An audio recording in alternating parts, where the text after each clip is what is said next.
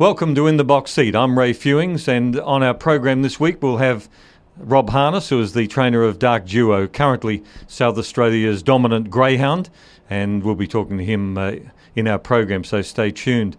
We've got a big week coming up. We've got the Breeders' Plate final on Thursday night at Angle Park, and the box draw is really complicating things. Cool Doll looks well boxed in 3.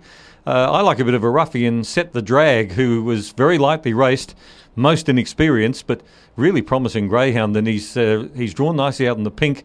And in the semi, he put in a terrific run, 30-1, and more improvement and a clear run, and I think he might be a big upset. Hannah McLaren, of course, is an outstanding dog too, but she hasn't drawn all that well alongside her very smart kennel mate, Atlanta McLaren. So the two of them have drawn 4 and 5 respectively. All in all, it's a terrific race. And of course, we've got the McQueen Memorial over the 600 heats of that. And Sips Her Coffee, a Victorian, is coming over to do battle with Strictly Mambo on one of those heats. So it should be terrific racing there. Nationally, this week, we've got plenty on. As I mentioned, the Breeders' Plate final. The WA Oaks over there at Cannington, and the WA Derby is also on this weekend, so you can catch them on the TOB on a Saturday night. You can actually go on the net and print yourself off a race book, so you've got all the right form for that.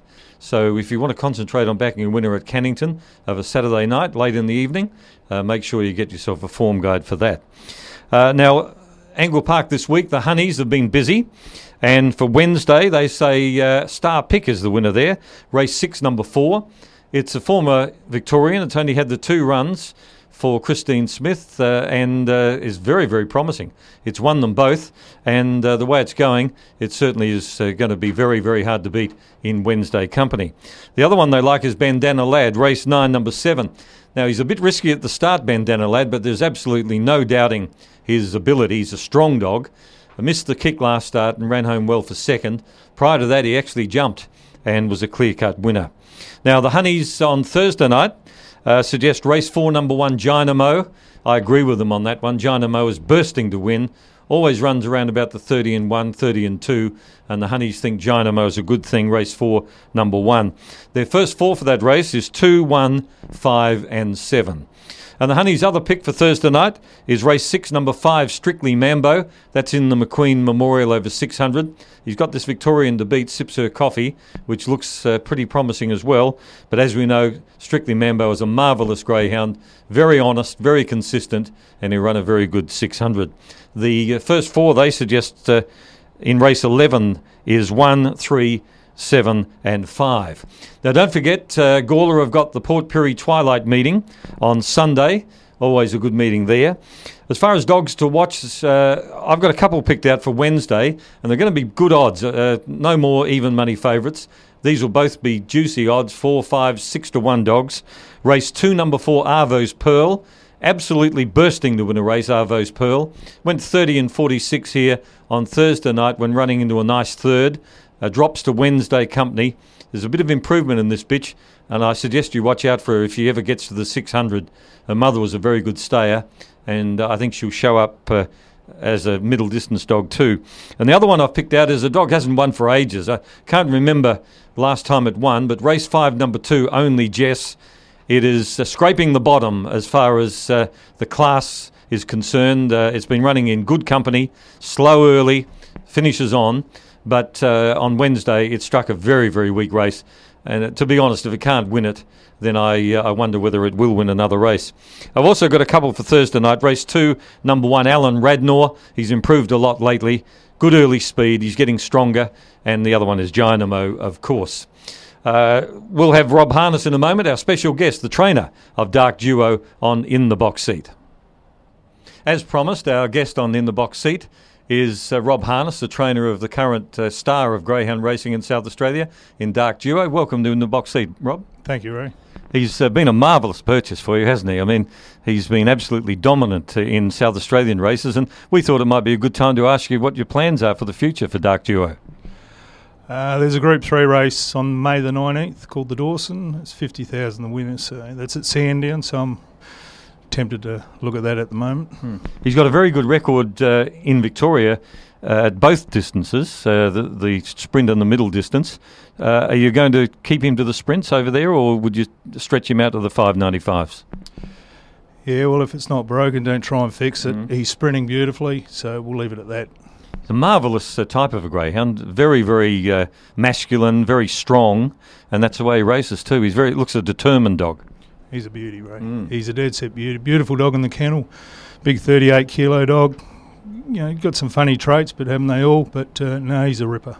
He can handle himself early though. A lot of 38 kilo dogs sometimes can be a bit slow, but he seems to be switched on at the start too. Yeah, he goes against the grain, doesn't he? You know, for a big dog, he has got that. He jumps okay, not brilliant, but he's got that great acceleration that puts him there. Had a good record before you got him. I'm sure you've improved him quite a bit. How much? Well, there's a few factors. The class that he's racing against. That's honest. That's an honest comment. Melbourne's the Mecca. He loves Angle Park. You know, his form indicates that, and he's enjoying the finish on Lewis. So with that combination, you know, he's doing what he's doing. You haven't got a big kennel, at least you don't have a lot of runners. Got a few coming through now. Archer Street showed a lot of promise early in his career. Ran some very fast times. Been out for a while. Was that injury? Yeah, he did a ligament near the hock there, so he's been a bit of a injury-prone animal. Can run, so he's on the comeback trail.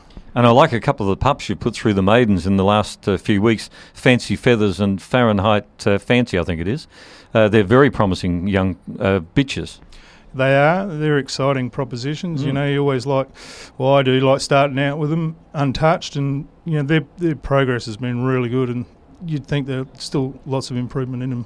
Well, the good sign is they've come down to competitive times very, very quickly.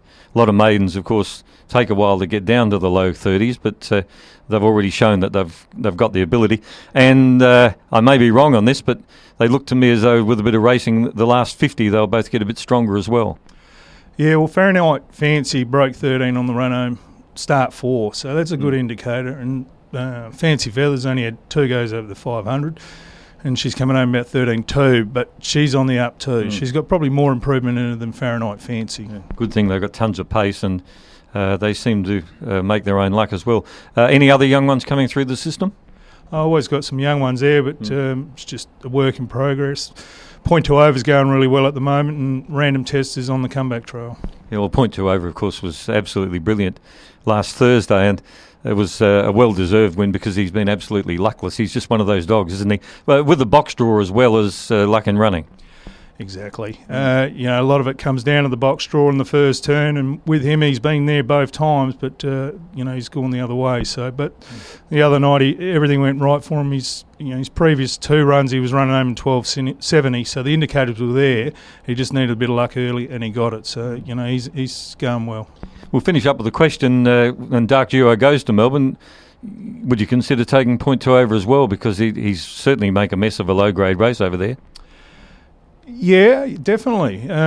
We'll see how he goes Thursday. He's drawn box 4 again, but I give him a good chance. But if he performs again, I'd seriously consider taking him. Yeah, well, certainly on times he's not that far behind Dark Duo, only 3 or 4 lengths probably. Yeah, there's not. Well, one out, 1-on-1, it'd be interesting.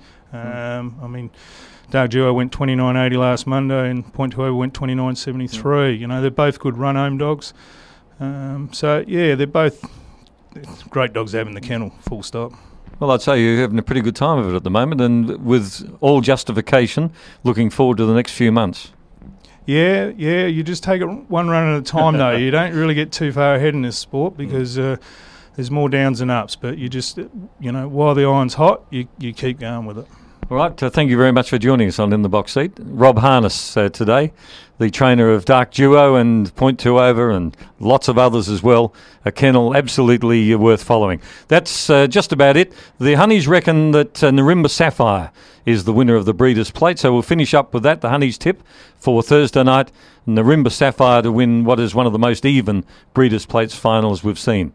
I won't see you next week, but look forward to running into you in the future with In the Box Seat.